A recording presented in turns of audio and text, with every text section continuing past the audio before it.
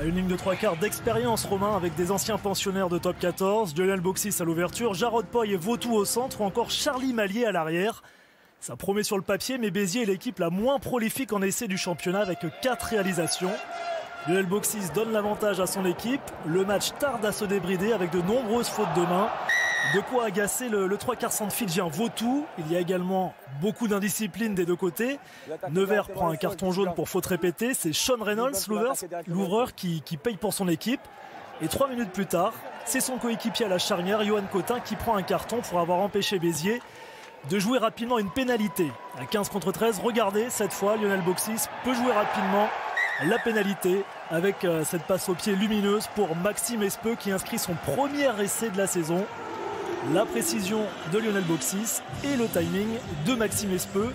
Ça fait 11-0 pour Béziers qui mène mais qui subit quand même en mêlée et qui multiplie les fautes dans ce secteur de jeu. La mêlée fermée, 4 fautes de suite. Carton jaune contre John Zabala, le pilier droit. Du coup, Ferdinand Changel est entré en jeu pour disputer les mêlées qui suivent.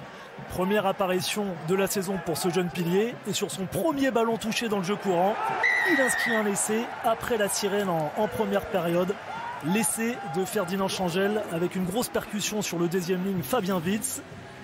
18-0 à la mi-temps. Nevers va revenir avec plus d'intention en seconde période. Il va enchaîner les offensives près de la ligne. Et après 5 minutes de temps fort, eh bien c'est Sean Reynolds sur ce crochet intérieur sur Lionel Boxis qui réduit la marque pour Nevers. Le crochet sur Lionel Boxis pour l'ouvreur sud-africain. Il n'y a pas grand-chose à déclarer ensuite en termes de production rugbystique. Pas d'action marquante. Il y a toujours quelque chose qui vient polluer les actions. Comme cette bagarre générale à droite de l'écran, il y a Christian Njewel et Clément Bitz qui relancent la machine et qui vont prendre un 4e et 5e carton jaune sorti dans cette partie par Vivien Padry.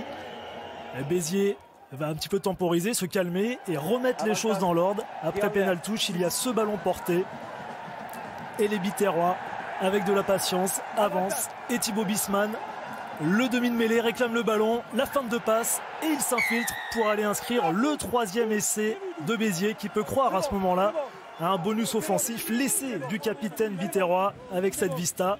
Et regardez au ralenti, eh bien, il y a un carton car Lucas Platari, le 3e ligne, en voulant plaquer le demi de mêlée, eh bien, a touché le visage du demi de mêlée. 6e carton distribué dans la soirée. C'est difficile d'avoir de la continuité et des belles envolées malgré la promesse de la composition d'équipe biterroise. Lionel Boxis, vous le voyez, va même sortir sur blessure. Le staff médical craint une déchirure du biceps gauche. Le score va en rester là. 25-7 avec, pour finir, pour la route, un 7e carton jaune distribué dans cette partie. Cette fois, c'est pour Siaskoun, le 3e ligne sud-africain. Il n'y a pas la manière, mais Béziers assure l'essentiel en renouant avec la victoire pour terminer ce premier bloc de la saison.